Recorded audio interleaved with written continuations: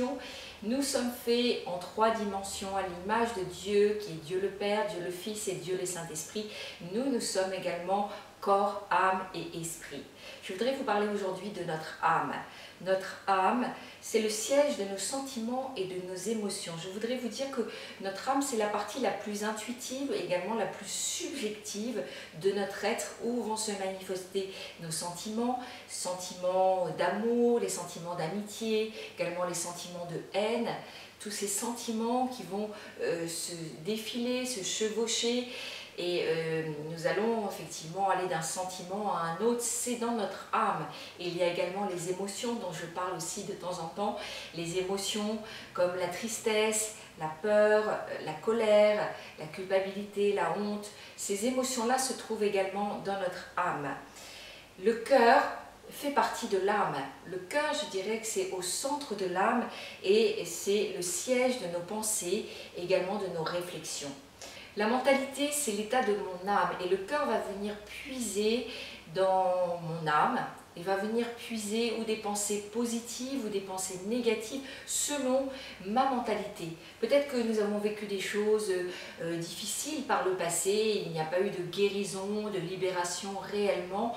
Du coup, ma mentalité est plutôt négative et mon cœur va venir puiser ses pensées, ses propres sentiments dans cette mentalité qui peut-être n'a pas encore été régénérée et guérie.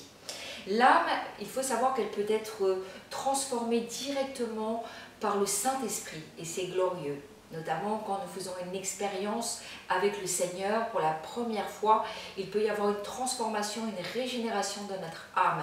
Et cela peut se faire également, notre âme peut être transformée par notre esprit humain qui lui-même a été transformé par le Saint-Esprit.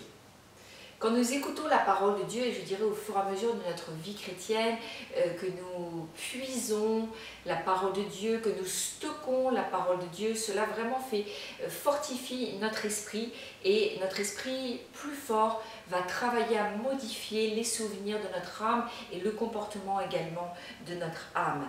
L'âme est située entre l'esprit et le corps de l'homme et l'âme a tiré son inspiration soit de l'un, soit de l'autre.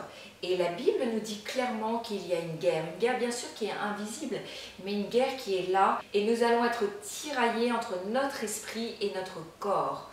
Et bien sûr, cette guerre, nous connaissons notre adversaire, nous connaissons notre ennemi, c'est le diable, mais nous devons aussi nous connaître nous-mêmes pour remporter ces guerres.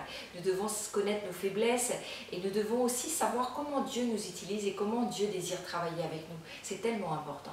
Il y a une particularité tout à fait extraordinaire et remarquable qu'a l'âme, seule l'âme d'ailleurs, c'est vraiment la particularité de l'âme, c'est qu'elle est là pour que nous puissions exercer la foi et l'amour. Et c'est ce que Dieu a voulu pour nous. Soyez pleinement bénis par cet enseignement sur l'âme et je voudrais également vous parler lors d'une prochaine émission de notre corps et de ce que Dieu a voulu pour nous. Soyez pleinement bénis.